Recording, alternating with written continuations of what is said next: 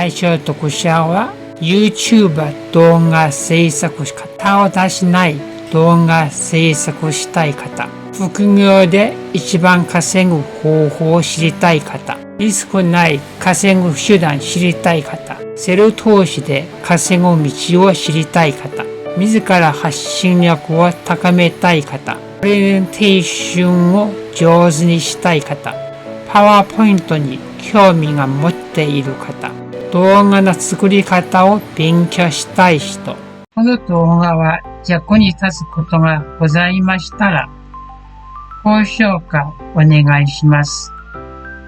ご登録いただくと、漏れなく常に新しい情報をお知らせいたします。どうぞよろしくお願い申し上げます。ではまた。